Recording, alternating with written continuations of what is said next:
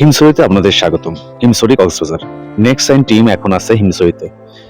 আপনাদেরকে প্রথমে বলি যে আপনার এখানে ছোট্ট একটা এন্ট্রি ফি আছে। এন্ট্রি ফি দিয়ে আপনারা যদি হাতের ডান পাশ দিয়ে ঢোকেন তো সেক্ষেত্রে আপনারা এরকম একটা ছোট্ট একটা পাহাড়ের গায়ে দেখবেন যে ছোট্ট একটা ঝর্ণা আছে।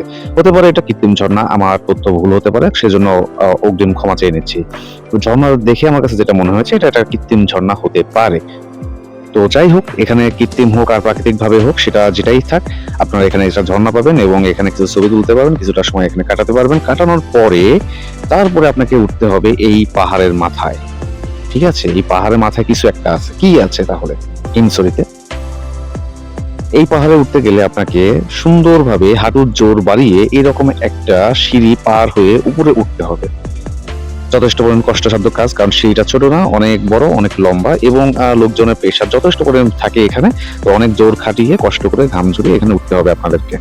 ওঠারও পরে এক সাইডে পাবেন আপনি এই ধরনের একটা পরিবেশ এবং এখানকার যে মেইন আকর্ষণ, যেটার কারণে আসলে হিমছড়িতে সবাই আসে বা উঠতেছে এত কষ্ট করে, সেই আকর্ষণটাকে আমি আপনাদের দেখাবো, যার অন্য পাশে যে আকর্ষণটা আছে। হিমছড়ির মূল আকর্ষণ হচ্ছে পাহাড়ের চূড়ায় দাঁড়িয়ে সমুদ্রকে অন্যভাবে একটু দেখা। এটাই হচ্ছে হিমছড়ির মেন আকর্ষণ এবং এটার জন্য আপনাকে কষ্ট করে সিঁড়ি বেয়ে উপরে আসতে হবে। তো হিমছড়ির সব আকর্ষণটুকু আমি আপনাদের দেখিয়েছি। এখন আমরা চলে যাব, নেমে যাব।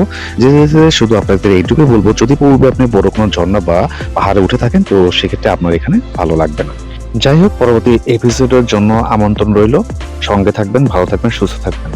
আল্লাহ হাফেজ।